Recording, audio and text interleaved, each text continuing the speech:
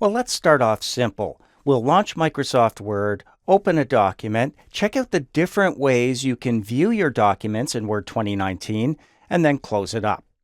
You can see I've already launched Word, and if it's your very first time like me, you're going to see what I see, and that is a recent list down the left-hand side listing all of the documents you've worked with recently. You can see I haven't yet, so my only option is open other documents. You'll see that there along with your recent list if you have one.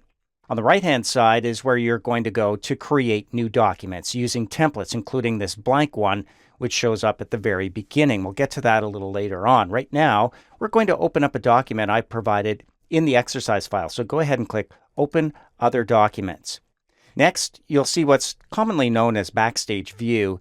With Open selected, again going to see a recent list if you have one.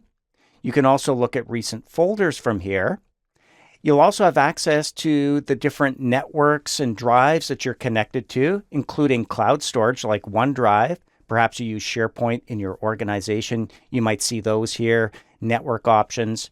And then you'll see some options for accessing content on your PC, adding a place, a favorite that you can go back to quickly, and then browse. This is going to allow you to browse whatever you're connected to, including contents on your PC, and that's where we're going to go. Go ahead and click Browse. Next, we're going to go to those exercise files I was talking about. Mine are on the desktop. So down the left-hand side, I can navigate to different locations. There's my exercise files, which I can double-click to open up to see subfolders. There's Chapter 1. That's where we are. Let's double-click that. And there's only one file here, TechConnect01. With it selected, we'll go down here to click Open. And that's how you open up a file. Now, the next time we go to open this, it'll appear on our recent list, so it'll be much quicker. So what we see by default when we open up a document here in Word 2019 is commonly known as print layout. In other words, what we're looking at here on screen is going to be what we print if we choose to print this document. So you'll notice over here on the right-hand side, we do have a scroll bar for scrolling down through your document. There are multiple pages. If you want to know exactly how many, just go down to the bottom left corner of your screen here on the status bar. You'll see page 3 of 7 in total. So it's a 7-page document. Next, if you're finding it difficult to read, there are some options. First of all, we can go to the bottom right-hand corner where there is a zoom slider. You'll see the current zoom level. Mine's set to 90%. Yours might be different, depends on your screen, your resolution, etc. But there is a slider button in the middle that we can click and drag to the right if we want to zoom in. And if we want to zoom out, we can drag it to the left. Right in the middle is 100%. You can also click the minus sign to zoom out. It gives you a better view of the layout. You can see when we go far enough, we can see pages side by side. Click the plus sign to zoom in, and this is at 10% intervals. And if you're having difficulty reading the content, you can go past 100% to zoom in to the content itself. Now, a better way to read a document might be something known as read mode. When we go up to the View menu here, by clicking the View tab, we get the View ribbon. And over here in the Views section, you can see some different options, including the one that's currently highlighted or selected, Print Layout. But Read Mode is ideal for reading a document, where you're not concerned about what it's going to look like when you print it. So let's check out Read Mode. We'll give it a click. Notice what happens. Most of our screen real estate now is devoted to the content. We've lost the ribbon across the top, the quick access toolbar. We have more space now. And for navigating, at least in this particular layout, we have buttons on the left and the right. So we're not scrolling up and down through the document.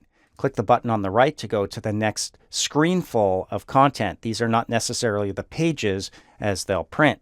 Notice, for example, in the bottom left corner, it looks like we now have 13 pages. It's really 13 screenfuls of content.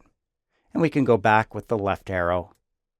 And there is another layout. If you prefer to scroll up and down, go up to the New View tab up here, where you'll see there is a layout option. And currently, column layout is selected. That's the default when we switch to Read Mode. Let's check out Paper Layout. This is more like the print layout. Again, in Read Mode, this is dedicated to reading the content. and not editing. In other words, you can't go in here and start making changes to your document. This is not the view for that. You'll want to go back to your print layout view to make changes. So we can do that by going up to View and choosing right here at the top, Edit Document. This is going to switch us back to Print Layout. You can see it's now selected. And the shortcut buttons for these different layouts appear down at the bottom right-hand corner. Currently selected, Print Layout, but just to the left is Read Mode. Just to the right is Web Layout. Now for this particular document, web layout's not going to be ideal, but if you are creating documents to be posted up on websites, for example, you might want to check out Web Layout to get a feel for what it's going to look like. Let's go ahead and click Web Layout from here. You can see now as we scroll through this, it looks totally different the way it's laid out, and this is ideal for viewing on a web page. Again, we can switch back using the buttons down at the bottom, or with the View tab on the ribbon selected, choose Print Layout. There are other layouts including Outline and Draft. We'll get to those later on when we're working with strictly text, for example, and we want to be able to make changes simultaneously. It's an edit layout that simplifies what we're seeing on screen. Right now, though, let's scroll all the way back up to the top of page 1 and remain in Print Layout. When you're done working with a document, you'll want to close it up. Go up to the File tab, and it's from here where you'll find a number of new options available to us now that we're working with a document, saving, printing, sharing, etc. But down near the bottom half is the Close option. If you've made changes to your document, clicking Close will prompt you to save those changes. If you haven't made changes, clicking Close here will simply close it up and leave you with nothing on screen unless you have other documents you've been working with. This was our one and only document that was open, so we're left with this empty screen. We're ready now to move on to opening other documents or creating new documents. We'll talk about that next.